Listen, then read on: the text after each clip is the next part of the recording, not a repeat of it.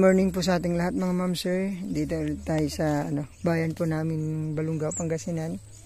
May sisilipin tayo rito. Farmland, rice land. Pwedeng magpatayo ng bahay residential. May mga bahay po dyan. Tapos malapit lang po yung mga bahay dyan. Tapos highway na dyan.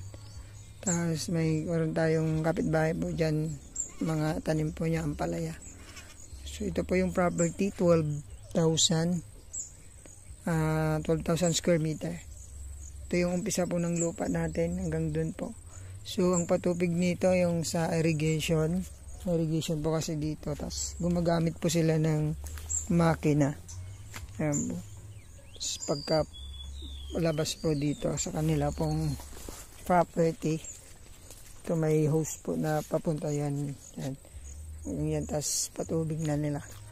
So yun, ito po yung kanilang, yan po yung end ng lupa, tapos dito yung umpisa sa may tabi po ng bato. Along Barangay Road tayo, labas po ito ng papuntang bayan namin. Tapos farm cemented road, mga 400 meters na lang.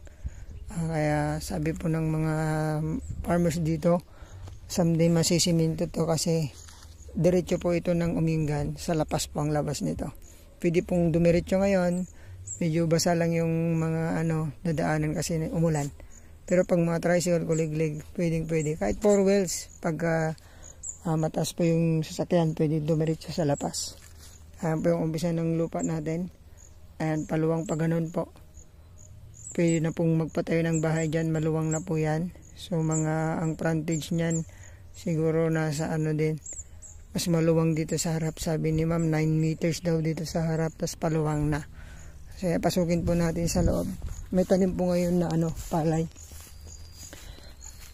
Pero kapag po tapos ang palay, mais ang tinatanim po nila dito. Mais, gulay, parang ganyan. Kasi ang kuwan ng lupa nito yung hindi po yung matigas. Ang lupa dito sa part na to, dito sa Balungaw, napakaganda pong gulay tsaka mais dito talaga. Ganyan po yung hindi natamnan. Ganyan po. So maluwang po kung gusto niyo magkaroon ng kubo o kaya bahay dito sa part na to, napakaganda po nito. Pwedeng residential farmland, gawing bakasyonan, tapos develop tamnan ng mga fruit bearing trees yung iba. Ito na po yun. So may daanan po ng tubig dito. I-close mo na lang, papasok. So yan, hanggang dun po yung property. Tapos nagpaganon dito, diretso dun mga ma'am sir. Lahat po ito tatlong 1, 2, 3. Ayan, katatanim lang po ng palay ngayon. So ang haba po ng kanyang ganun po.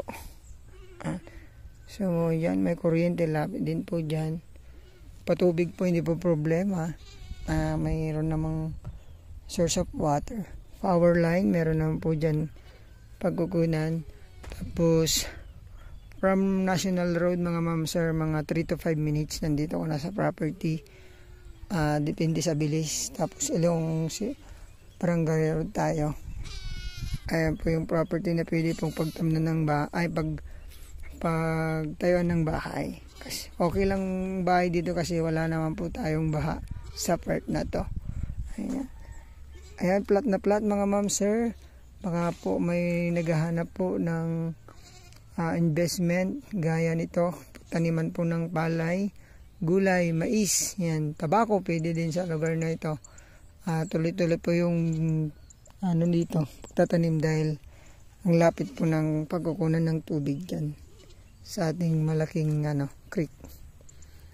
Ayan, sana magustuhan nyo. Titled property, 12 hectares po, 12,000 square meter rather. So pangalan po ng ating seller. Anytime pwede tayong i-viewing tong property. Tawagan nyo po sa aking numero. Ilalagay ko po sa aking screen ng aking Viber tsaka WhatsApp. Saka pwede ko pong ipakausap agad sa inyo yung seller para pag-usapan nyo po yung ibang detalye nito. Pero ang sagot nila dito sa capital gain tax po at siyempre yung kanilang agent. So yun, maraming salamat po. Sana magustuhan nyo po itong property na inaalok ko sa inyo ngayon. dito po sa bayan ng Balungaw. Yun po, ang price po ni seller dito, 2 million po ang kanyang seller price.